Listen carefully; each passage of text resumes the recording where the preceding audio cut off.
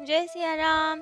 तो कल तक हमने अपने प्यारे कथा रसिक श्री सीताराम जी को श्रवण कराया कि किस तरह मीराबाई जी द्वारिकाधीश जी के प्रथम दर्शन करने के लिए जा रही हैं अपने दादाजी के साथ।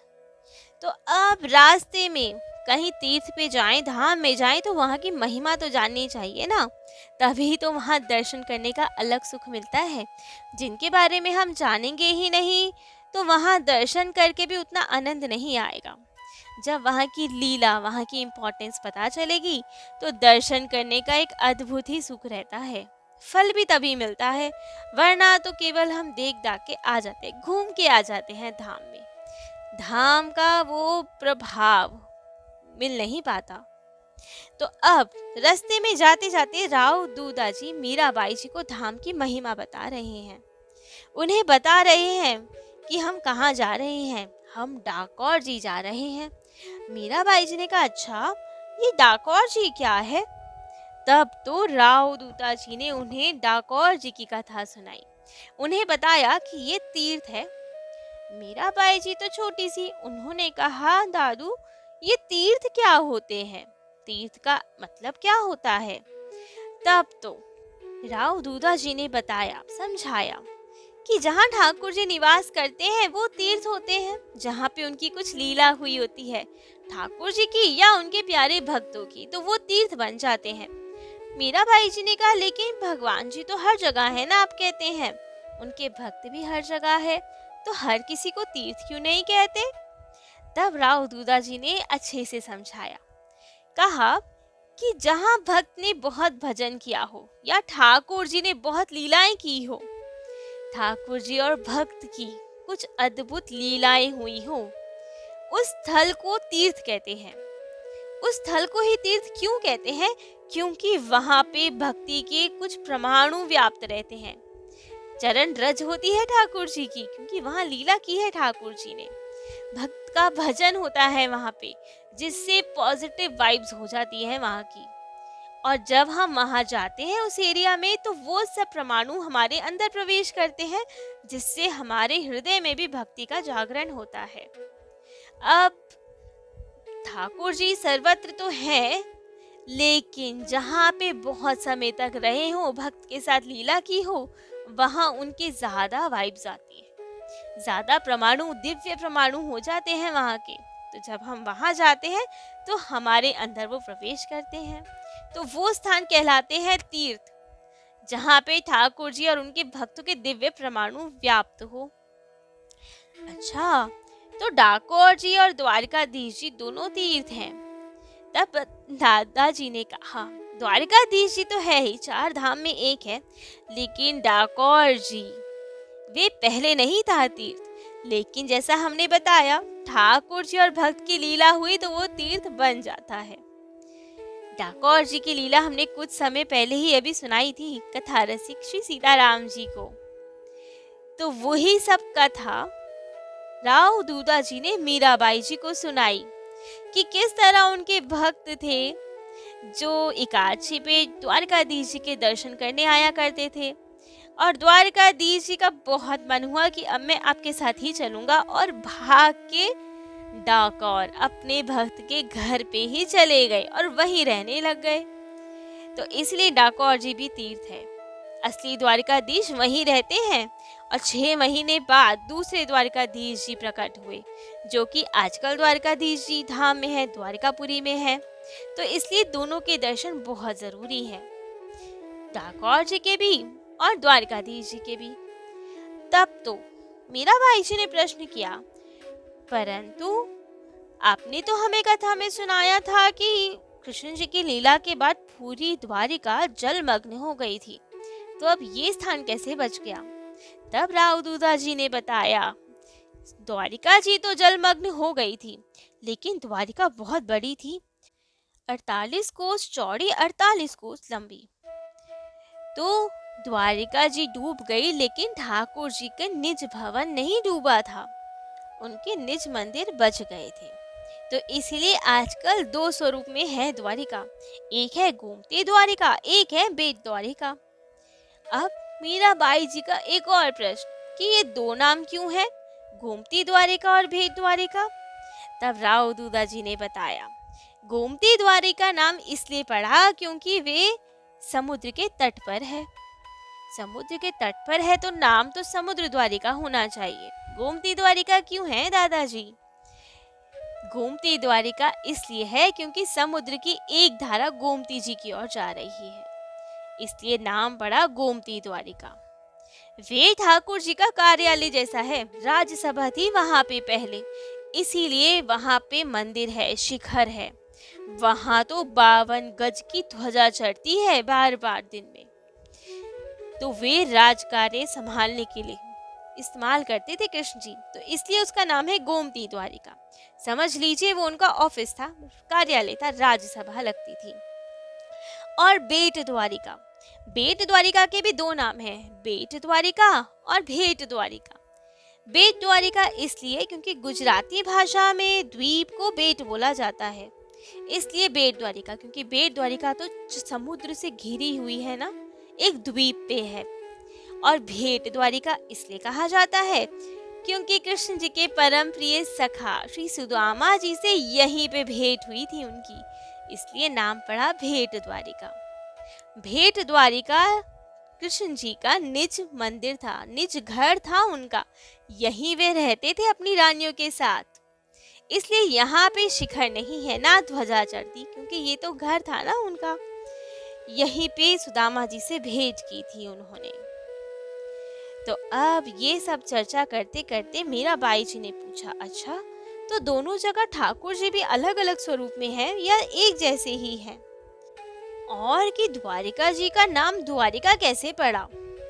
जैसे हर जगह का नाम किसी कारण से होता है। वृंदावन का नाम वृंदावन आपने बताया क्योंकि वहाँ पे तुलसी जी के वन थे, तो वृंदावन। चित्रकूट का नाम क्योंकि वहाँ पे बहुत सुंदर सुंदर कूट थे, कूट अर्थात पर्वत, इसलिए चित्रकूट।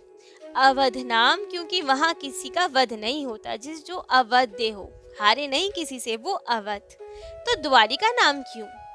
तब तो इन्होंने बताया, उनके दादाजी ने बताया कि जरासंध से जब कृष्ण जी के इतनी बार युद्ध हो चुके थे, तब तो कृष्ण जी ने सोचा बार बार युद्ध करते हैं तो यहाँ से चला जाए शांतिपूर्ण जगह। तो वहां पे समुद्र के बीच खड़े होकर उन्होंने विश्वकर्मा जी को आज्ञा दी कि आप एक बहुत सुंदर नगरी बसाओ। तब द्वारिका जी बसी, और जब वे बस गई तो कृष्ण जी ने सोते हुए मथुरावासी को ही अपनी माया शक्ति से द्वारिका जी में स्थापित कर दिया। सोते सोते मथुरापुरी के सब लोग द्वारिका जी में आ गए, सबका घर बन गया और सब अपने अपने घरों में रहने सोने लगे। अब रात में सोए मथुरा जी में, उठे द्वारिका जी में। तो जैसे ही सब लोग उठे तो देख के हैरान, हम कहाँ हैं, और द्वार ढूंढने लगे बाहर निकलने के लिए, पूछने लगे सबसे, द्वार कहाँ, द्वार कहाँ, द्वार कहाँ, और इसी से नाम पड़ गया द्वारिका। जब वे बार बार बोलते द्वार कहाँ, द्वार कहाँ, द्वार कहाँ, तो ठाकुर जी ने कहा ये बढ़िया है, नाम ही ऐसा मिला के रख देते हैं द्वारका, तो इसलिए यहाँ का नाम पड़ा द्वारिका। तो अब दूसरा प्रश्न जो मीराबाई जी ने पूछा था कि ठाकुर जी अलग हैं या एक हैं दोनों जगह, तब तो इन्होंने कहा कि ठाकुर जी तो अलग हैं। एक तो बहुत राजसी ठाठ वाले हैं ठाकुर जी, जो हमने सुना, जो 6 महीने बाद मिले थे। असली ठाकुर जी तो डाकोर जी चले गए थे, दूसरे ठाकुर जी 6 महीने बाद प्रकट हुए थे। तो वे तो बसते हैं गोमती द्वारिका में, और बेट द्वारिका के जो ठाकुर जी हैं वो तो बहुत ही सुंदर अद्भुत स्वरूप में हैं, लाडले प्यारे हैं वे तो। तब तो मीराबाई जी ने पूछा वे कहाँ से आए, उनका भी ऐसी कुछ प्राकट्य हुआ क्या, उनकी कथा सुनाएं। तब दादाजी ने उनकी कथा सुनाई, बताया कि वो ठाकुर जी तो स्वयं रुक्मणी जी के सेवित ठाकुर जी हैं। अब तो मीराबाई जी हैरान कि जब ठाकुर जी ही पास में हो तो उनके श्री विग्रह बना के पूजने का क्या अर्थ। तब तो राव दूधा जी ने समझाया, कहा इसकी एक अलौकिक कथा है। असल में जब सब रानियां कृष्ण जी के साथ रहती थी तो एक बार उनकी नगरी में आए दुर्वासा ऋषि जी। दुर्वासा ऋषि एक ऐसे ऋषि हैं, स्वयं शिव जी के अवतार माने जाते हैं और थोड़े क्रोधित हैं। क्रोधित ही रहते हैं। उनके बहुत ही जल्दी वे श्राप भी दे देते हैं और वरदान भी। तो सब लोग थोड़ा डरते थे दुर्वासा ऋषि जी से। तो एक बार दुर्वासा ऋषि जी द्वारिका जी में आए, सबसे पूछा कि हमें चातुर्मास करना है, तो कोई गृहस्थ आगे आए और हमें चातुर्मास करवाए, हमारी सेवा करे तो खूब वरदान मिलेगा। लेकिन सब लोग तो भयभीत कि इनके तो मुख के अग्रभाग पर ही श्राप रखा रहता है, जरा सी गलती हुई तो ये तो बहुत जल्दी क्रोधित हो जाते हैं, किसी की हिम्मत नहीं हुई। लेकिन जैसे ही इनकी आवाज श्री कृष्ण जी के कानों तक गई, तब तो वे दौड़ कर आए कि हम आपका चातुर्मास करवाएंगे, हमें सेवा का अवसर दे। अब वे भी नहीं आए तो द्वारिका जी की तो लाज क्या रह जाए कि एक संत को कोई चातुर्मास ही नहीं करवा पा रहा। तो अब श्री कृष्ण जी और रुक्मणी जी ने खूब सेवा की इनकी। सब चीज, कभी कभी परीक्षा लेने के लिए अटपटी डिमांड भी करते ये कि हमें स्वर्गलोक के पुष्प चाहिए, उस लोक के फल चाहिए। लेकिन रुक्मणी माँ तो हमारी स्वयं लक्ष्मी स्वरूपा ही है, लक्ष्मी जी की ही अवतार है, तो उनके लिए कुछ अदे ही नहीं, सब प्रकट करती हुई खूब प्रेम से 4 महीने तक सेवा की गई। एक दिन तो अंतिम दिन उन्होंने कहा कि आज अंतिम दिन है, हम व्रत तो खोलेंगे, पहले द्वारिका जी के दर्शन करेंगे, लेकिन दर्शन ऐसे करेंगे कि सोने का रथ मंगवाया जाए और घोड़ों की जगह आप और रुक्मणी जी स्वयं लगे और फिर चले हम। तो ये बात भी कृष्ण जी ने सहर्ष स्वीकार की। पूरी द्वारिका जी में उनको घुमाया, दर्शन करवाया। सब लोग देख के दुखी कि हमारे ठाकुर जी को इन्होंने रथ में लगा दिया, कितना कष्ट पा रहे हैं हमारे राजा रानी। लेकिन कृष्ण जी ने किसी को कुछ कहने नहीं दिया, इशारे से ही सबको चुप किया और खूब प्रेम से पूरी द्वारिका जी के दर्शन करवाए। वापिस आए तो अब दुर्वासा जी बहुत प्रसन्न इतनी सेवा से। तो कृष्ण जी से कहा कि ठीक है, हम बहुत प्रसन्न हैं तुम लोगों पे, जाओ अब हम व्रत खोलेंगे, खीर बना के लाओ। रुक्मणी जी खूब सुंदर खूब प्रेम से खीर बना के लाई। उन्होंने केवल 2-3 कौर ही पाए और बाकी श्री कृष्ण जी को दे दी प्रसादी। कहा इसे पाओ और जितनी बच जाए उसे पूरे अपने अंग में लगा के आओ। तो अब तो श्री कृष्ण जी ने आज्ञा का पालन किया। तो दुर्वासा जी ने कहा कोई अंग रहना नहीं चाहिए, अच्छे से खीर लगा के आना। तब तो कृष्ण जी ने ऐसे ही किया। लेकिन ये क्या, कृष्ण जी ने अब ठाकुर जी की संत की प्रसादी है तो पैर के तलवों में कैसे लगाते, तो वहां नहीं लगाया। तो दुर्वासा जी ने कहा अरे हम तो चाहते थे तुम्हारे सब अंग वज्र के हो जाएं, लेकिन पैर के तलवे में तुमने नहीं लगाया तो वो ही कमजोर रह जाएंगे, वज्र के नहीं हो पाएंगे। लेकिन कृष्ण जी मुस्कुराए और कहा कि भगवान आपकी प्रसादी हम चरण में नहीं लगा सकते। तो ठीक है, जैसी ठाकुर जी की इच्छा, जैसी उनकी लीला। इतने में रुक्मणी जी आई आशीर्वाद लेने, परंतु कृष्ण जी को खीर में लटपटा देख के तो बहुत हंस पड़ी, जिसे देखकर दुर्वासा जी क्रोधित हो गए कि हंसी कैसे आ गई, तुमने हमारा उपहास किया। रुक्मणी जी ने बहुत समझाया कि हम आप पे नहीं हंसे, इनको ऐसे देख के हंसी आ गई, क्षमा करें हमें। लेकिन दुर्वासा ऋषि थे, वे क्षमा कैसे करते। श्राप दिया कि अब तो श्राप झेलना पड़ेगा तुम्हें, और कहा तुम्हारा कृष्ण जी से 12 वर्ष का वियोग हो जाएगा। अब तो रुक्मणी जी मूर्छित। कृष्ण जी ने उन्हें होश मिलाया और कहा चिंता ना करें, सब ठीक होगा, रोइए नहीं। लेकिन रुक्मणी जी बहुत विफल कि इतनी सेवा का ये फल मिला, मुझे आपसे वियोग सहना पड़ेगा। अब ये सब देख के, इतने भाव देख के दुर्वासा जी की भी आंखों में आंसू, और उन्होंने कहा यदि सहर्ष स्वीकार करोगी श्राप को तो 12 वर्ष 1 वर्ष में बदल जाएगा, और चले गए। तब रुक्मणी जी ने कहा कि ठाकुर जी, कृष्ण जी जरूर आप ही की लीला है इसमें, अब बताएं क्या सही है।